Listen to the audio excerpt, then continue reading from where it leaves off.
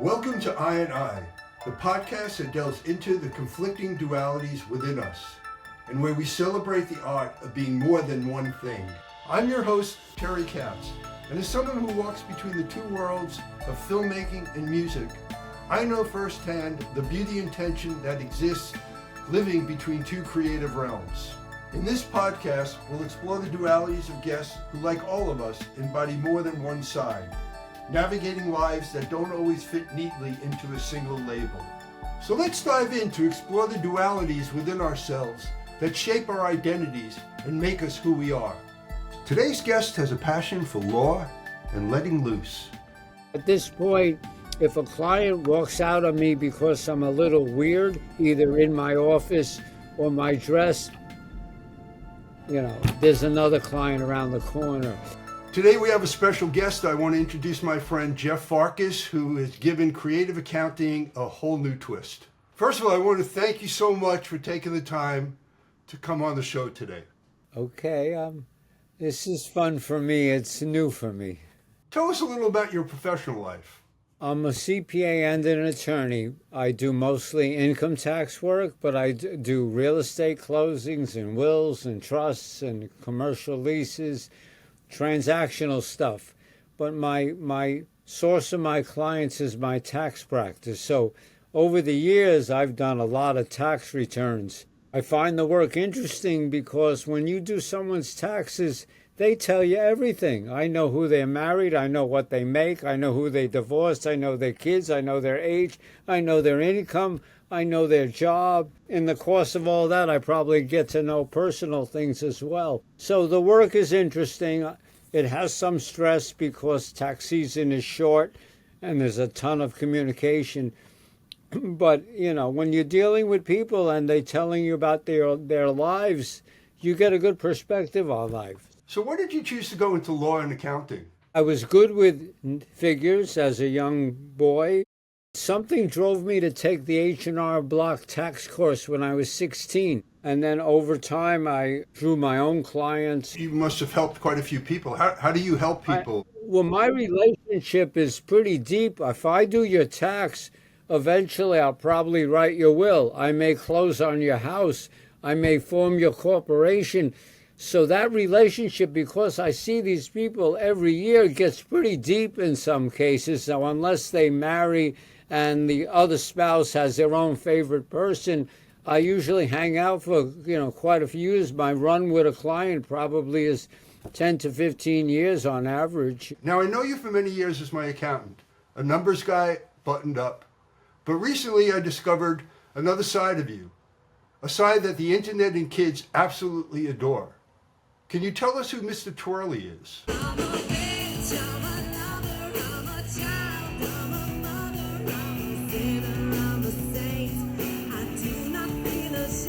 About COVID time, I made a big mistake for a client, and that mistake cost the client money. I got really depressed, one, because I hurt someone that I knew a long time, and two, I myself was exposed to a major loss. That lasted for about 2 years, and I hardly went out and I hardly exercised. Once I settled that matter, the cloud lifted, and it was like I was given my life again, and I kind of made a pledge to myself to enjoy. So I started going out. I go and I dance because I like that. I like freedom. I hate when people tell me what to do, where to go, how to act. The dancing, which is mostly freestyle, that evolved from my exercise. I would walk on the boardwalk with hand weight, and I walk on, let's say, the Long Beach boardwalk or in Forest Hills. I listened to Dad's Rock on Spotify, and I would swing my weights, and that became my dance move, because the minute I'd go into a club, my hands went up. And then people started noticing that. I can't believe the legend. This guy's unbelievable. I can't believe I found him in there. And I got turned on, and I went more crazy. I hardly move my feet. I'm not good on footwork. A little bit, spinning around, but it's all hands with me for the most part. And then I got attention. Look who I found! Look who I found! There he is! Mr. Twirly! Yo! Oh my God! Mr. Twirly here! When you get attention, you want more of it. Get over here! Your initial instinct, give them a show, give them more. I went to all the block parties on Long Island, Wantor, Massapequa, Bayshore, Babylon, and Farmingdale, and I started getting filmed. I got filmed on a cruise, I got filmed in different clubs, and then all of a sudden people tell me I'm on TikTok. I didn't have a TikTok account. I hardly ever went on Facebook or Instagram because I was not a social media person, but I was curious, so I downloaded TikTok. And I go, holy crap, I'm all over this place. But it's a turn on, and it's really addictive. It gives me so much pleasure, just this unusual popularity at 67 years old. It's a gift. What does Mr. Twirly give you that your day job doesn't? This twirly business makes me happy. Yeah, I look forward to the night. I believe in the work hard, play hard philosophy. I'm going out 5 nights a week. I enjoy my work, but if I retired, I'd probably overdo the partying. So I don't want to retire. I want to stay mentally active. So tell us something about your wife and how she relates to Mr. Twirly. It took her a while. I mean, in the beginning, when you have a husband who's flirting, and I do flirt 5, 6 nights a week, I'll dance next to girls that are attractive to me or just have a little magic because I like the crazy ones. And she wanted a divorce. And I understood that because this is not normal for, we've been married since 1987. But slowly but surely, she got used to me, and I kept inviting her out, and I signed an agreement to financially support her, so I took away her fear that I was going to abandon her. And then she kind of enjoyed her freedom because she's still very pretty. She's formally trained in dance from Arthur Murray herself, so she got the freedom of dancing with other men, and I would, give her space. So it's working out for her. And then she started showing up in some of my videos, and I think she liked that attention because all of a sudden women would be coming up to her asking about this strange man that she's married to. This is the official Mrs. Twirly. And then trying to find out about her. It's opening up her world. You have no makeup on. Yeah. Nothing. You're perfect. She's perfect. I love her. So the talk of divorces kind of went away. Are those her clothes? I think I've always had a feminine side. Over time, I realized that I'm kind of an exhibitionist. I like attention. In Argentina, we had an apartment together. I was cold. My wife hands me a pair of leggings and says, I don't need these anymore. Try them on. And then once I tried on these leggings, I go, these are great. And I started buying leggings from rainbow shops. Men's clothing is boring. It's ugly. It's baggy. I like the colors. I like the cut. I probably spent $10,000 on rainbow and Aeropostale. You like my outfit? Well, jeans are bullshit. I haven't bought a dress, but I recently bought 2 of the Scottish skirts that men wear just to experiment. But I buy bodysuits, and this feminine side started coming out, and I don't deny it. I'm not gay, but I enjoy the attention that a woman who dresses would get when she's flashy.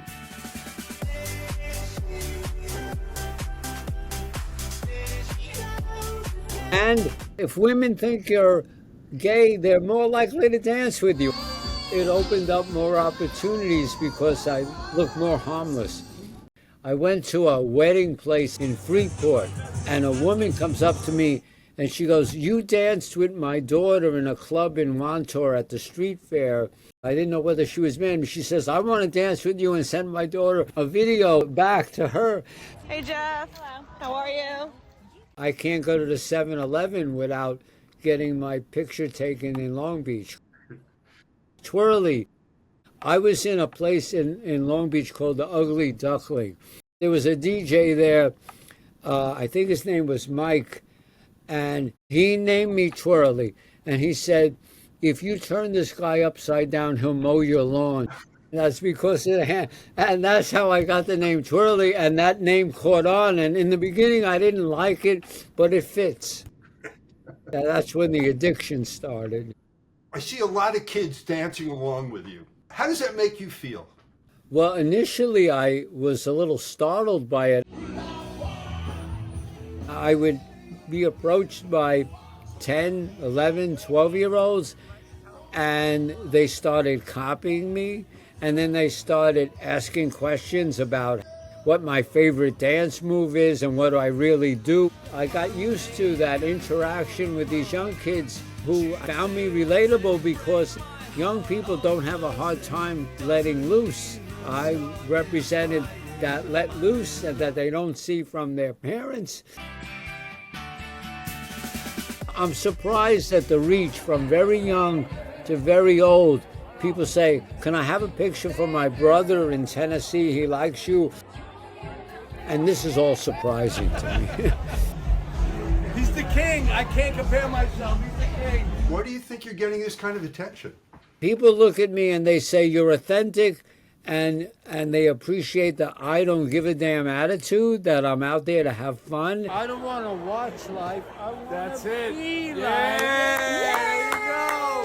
The fact that I'm enjoying myself and I'm not worried about what my wife thinks, what the person next to me thinks, what the person sitting down thinks. I worry a little bit what management thinks because there's probably 15 places that kick me out.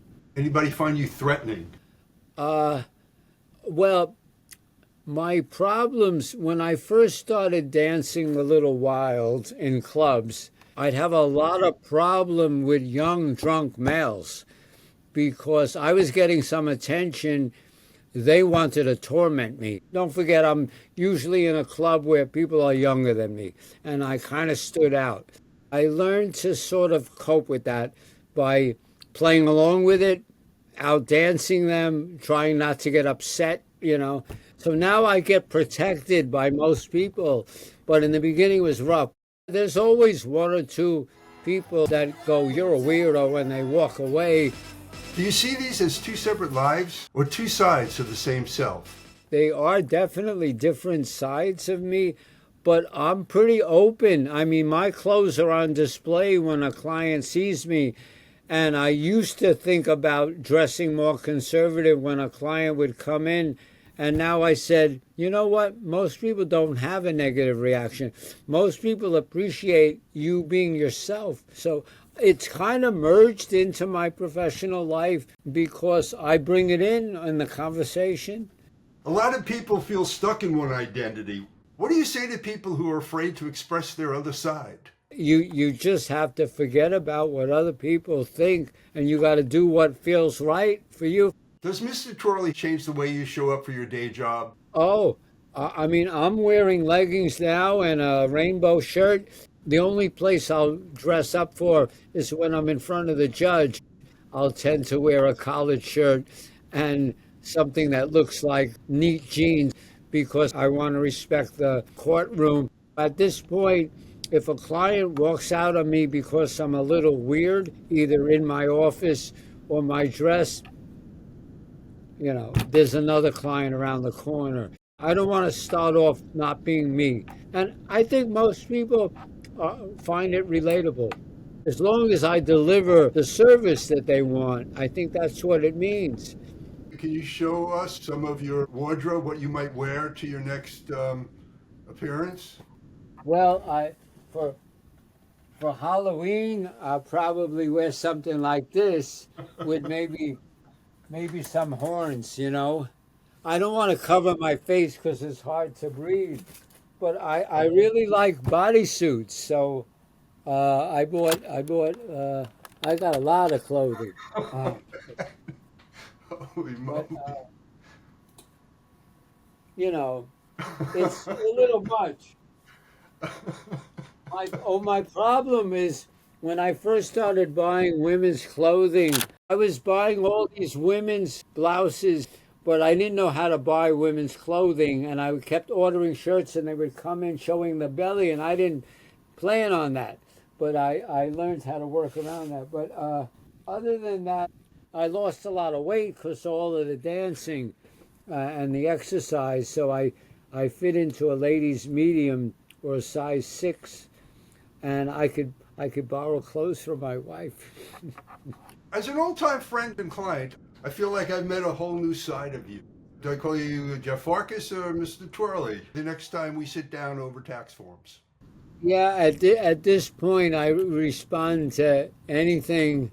I'm not formal in any way, but I am 67. I don't know how long the energy will last, although I feel good, you know. But as long as it lasts, I'm running with this gift. Well, Jeff, thank you so much for coming on the show today. I really, really enjoyed myself. It's more attention, and I love it all. All right. Well, again, thanks so much. And Take care. talk soon, man. You take care. Enjoy the day. Yeah. Thank you for spending time with us today. If you enjoyed our time together, please subscribe to my podcast. You can find Twirly on TikTok. You can contact Jeff at jfarkas@farkastax.com.